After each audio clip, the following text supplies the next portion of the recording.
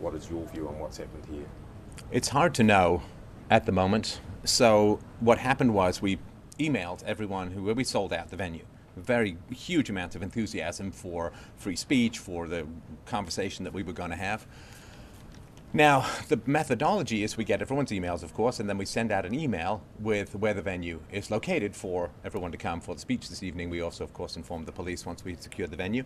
We had paid, we had an agreement in hand, and the guy who was in charge of the venue was very keen on, free speech. It's an open canvas. He knew who we were. He knew what was going on.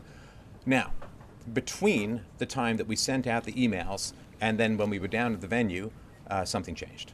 Something significant. This is a tough guy. He's hosted some very volatile acts. There's been riots in his venue. He's like a tough guy. So from going from being very enthusiastic about what we were doing to being terrified and hysterical and downright abusive, something happened in that hour, and we're going to find out what at some point, but we don't know right now. Did the owner know that it was you guys coming? Yeah, absolutely. How long out did he know? Because they told him said that yesterday. they didn't know. In fact, he was probably one of the most enthusiastic venue people that we've had. He was saying this is an open place for free speech, just congratulating us, like just absolutely enthusiastic to have free speech at his venue.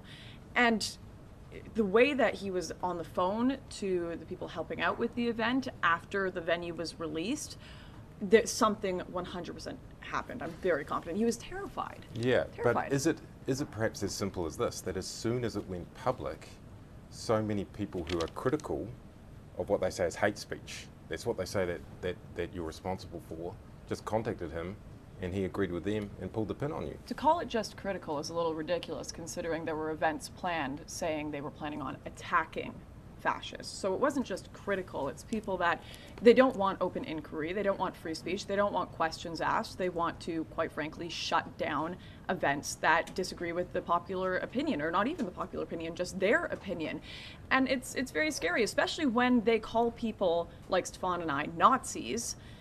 To call someone a Nazi when they have no demonstrable evidence for it is to say we are genocidal individuals, and of course that's going to cause a ruckus, of course that's going to cause riots. Yeah, but aren't you overstating this? Aren't you sort of picking out one or a small element of people that are referred to you as Nazis, when what you've got is actually a large stream of opinion that thinks you're responsible for hate speech? Absolutely not true. No, you've got to disassociate yourself from what goes on in the media and in radical groups from the majority of people.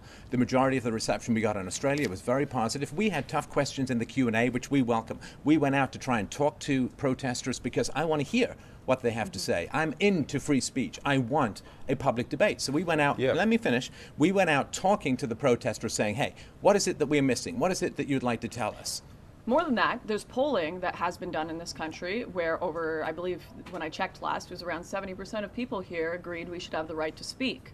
So there is this radical minority that want to decide what the majority of people should think is hate speech and should be shut down. Well, what people say is hate speech is when you say that diversity is a weakness. Right, and the suffragettes would have been considered against the modern status quo at the time. Individuals who criticized Christianity hundreds of years ago would have been prosecuted under blasphemy laws. I now criticize the religion of diversity, and I'm considered committing hate speech because that is the popular culture at the time. Well, what I say to you, Lauren Southern, is that New Zealand is a diverse country. You say diversity is a weakness. This country is known as a melting pot. Are you saying we're a weak country? Will you accept the diverse view that women should be stoned for the crime of being raped? Answer the question. Will you accept the diverse view that women should be stoned for the crime of being raped? Because that's what multiculturalism is. You accept all cultures. The question here is... You accept people of all diverse opinions. Is that a view that you believe should be included in this diversity? You're not answering the question. Yes, I am. I'm answering it by asking you, is diversity really a strength if you have to bring in views that are anti-women, views that are anti-democracy, views that are anti-free speech, views that go against everything that has created the most beautiful culture in the world, the West? The question was, New Zealand is a diverse country. We're known as a melting pot. Many people here are very proud of that. You are on the record as saying that diversity is a weakness. So is this a weak? Do you not follow international politics at all? Do you know who else has said diversity is a weakness and multiculturalism has failed? It's Angela Merkel of Germany. She said this many years ago. Is she? Well, Would you say that she's a purveyor? about Angela Merkel Would you of say Germany. that she's a purveyor of hate speech for questioning the cult of diversity? Well, okay, if you don't want to answer that question, let's talk about what you've been saying, which is that some races are genetically weaker than others. Never said that.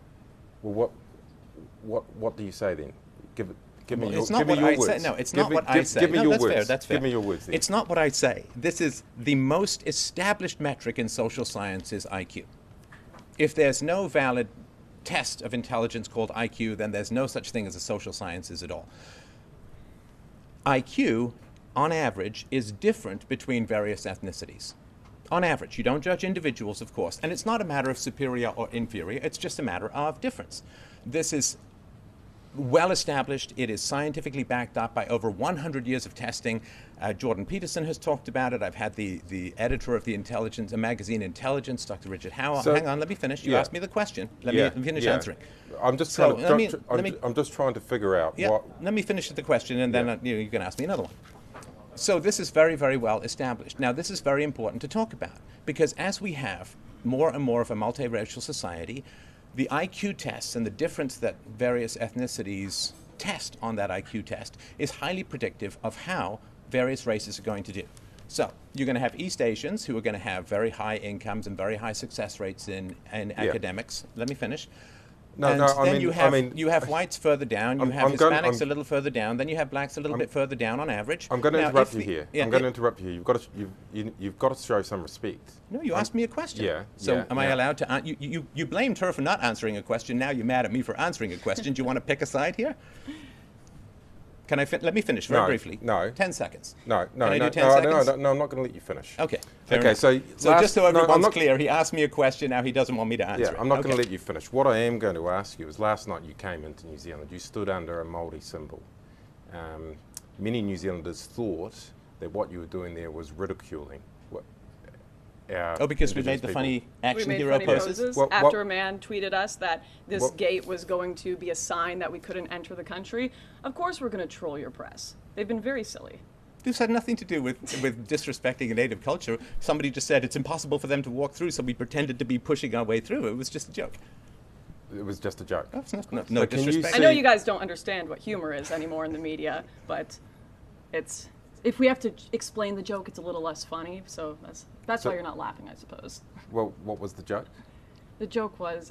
Oh, I'm so not- you here's the can't joke. explain a No, joke. so the joke is somebody had tweeted that this was a force field we couldn't get through, so we pretended to be pushing as if it was a force field we couldn't get through because that was a joke that was made. Can you not see, after your comments in Australia about their Indigenous people, that some people would see what you did last night as a sign of disrespect? Either No. way, it doesn't matter. It doesn't matter. People have come and they want to hear us speak. They want to hear our opinions. We should have the right, even if we were intentionally trying to be disrespectful, which we were not, we should have the right to in a free country. If New Zealand respects different opinions, if they respect true diversity of different opinions, as you say is such a great, wonderful thing, then it should be no problem that we bring in our opinions that you find offensive. Well, let me ask you this too. If somebody made fun of, like some of the tropes like white men can't jump or whites are bad at dancing and so on, let's say somebody made that joke. The idea that I would be so offended that I'd faint and get angry and tweet, have a sense of humor about yourself. Are you saying that, let's say that we did want to do that, which we didn't, are you saying the Maoris can't have any sense of humor about themselves? That seems kind of racist. Are you serious? I am serious. Are you saying that whites can take jokes about themselves, but other races can't? No, all I was doing, and my question was, can you not see that some people might find doing that after what you said about Indigenous people in Australia offensive? I have no idea how to answer mean, that if- question. I can't mind Some read people are people in New offended by Zealand. everything. Some Yeah, people yeah. are offended by everything. Some people were offended by women getting the right to vote. Some people are offended by jokes about the genders. Some people walk out of comedy shows. What does it matter? Why is this question relevant to the fact that our free speech has been shut down in your country? You were offended by me giving a scientific answer to a question you asked. No, I wasn't offended by you giving a scientific answer. I was offended by you going off on a rant rather than just asking the question. A rant? What do you Yeah. mean? A Oh, so rant- if it's an answer you don't like, it's a rant. No, it didn't matter whether I liked it or not. I asked you a pretty basic question. You then embarked on, in New Zealand vernacular, a rant. And I got in because I was thinking of the audience, and I just wanted to stop you. Oh, from doing trust me, that. the audience is very interested in what we have to say. That's why we sold out a venue. Yeah. So yeah. you speaking on behalf of the audience may not be valid. No, I was just sort of monitoring and moderating things on behalf of the audience. Okay. Is that okay? It's your show, man. Yeah, exactly.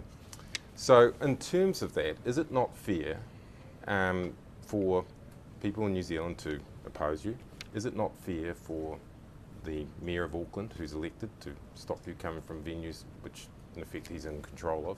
And is it not fair for today's venue owner to decide not to have you there? Neither of us have disagreed with the fact that people can oppose us. In fact, we welcome it. Yeah. We have an open Q&A at our events. I've gone out to speak with protesters at my events. So the open inquiry is what has made the West the greatest civilization in existence, because we are able to come to the greatest conclusions by debating all ideas. So if we get to that open inquiry, I mean, this idea of that, it's simple, isn't it? You can't find a place. People are free to stop you from going into their venues. People are free to oppose you. No, see, now, if you say, because we had paid and we had an agreement with the guy. Yeah. Now, you wouldn't like it if the bank phoned you up No, and of said, course hang on, not. let me finish. Yeah. You wouldn't like it if the bank phoned you up and said, hey, Patrick, we found a better price for your home, so we're kicking you out tomorrow. And you'd say, well, no, we have a deal. We've signed, we have a deal, right? And you're welcome to go away and enforce that contract. You are absolutely welcome to go away under New Zealand law and enforce that contract if there is one. But still, that's a choice that's been made. I don't understand what you mean. It's a choice, sure. That doesn't mean it's the right choice. It's a choice, great. Yeah. I can have a choice to, you could choose to kick a homeless man. That doesn't mean that it's right. Yeah, but that's a straw man argument that you're putting up there. Contract is the foundation of civilization. We have contracts, we have agreements, we pay people so that we have predictability in our economic affairs. It's very civilized. Yeah. And you're welcome to go away and try and enforce that, I'm sure. And I mean, will you? What kind of action will you take then? Now, that's something we're going to decide as time goes on. Yeah. Are you intending on taking some sort of action in terms of the fact that it's been stopped? Well, we will decide that as we go forward. We're in a kind of hurly-burly situation right now. We just got cancelled. We've done a whole lot of successful events in Australia. This is the first time this has happened, so things are a little topsy-turvy right now. Okay. And in terms of that, I mean, your own promoter has said that, he feels that powerful forces have got to the owners of tonight's venue. Do you guys agree with that? What do you think's happened? I don't recall having a promoter, but I don't know where you guys get these terms. But Caolan. It doesn't matter. Yeah. There are certainly individuals that don't want us to be here, and that's demonstrably true. There are individuals within the government that don't want us to be here. There are individuals that have said they want to attack the event. So powerful forces, whether that means one individual who wants to commit an act of terrorism, which means violence for purposes of politics, or an individual who wants to abuse their position of power in government to stop free speech, that's powerful forces, I'd say. Yeah, but isn't it more likely that it's more basic than that? That it's just that the venue owner just kind of didn't want you there. You're asking us to theorize on an unknown, but I think when somebody goes 180 in the space of 1 hour, usually that's because some other factor has come in to influence their decision. But it might be something a lot simpler than. He might have been beamed up by space aliens and replaced with a replicant. I don't know. We'll theorize as we stand, but we don't know. Well, I think this is a good place to leave it. I appreciate the venue. Thank you. Thank you. Cheers. God bless. Thank you.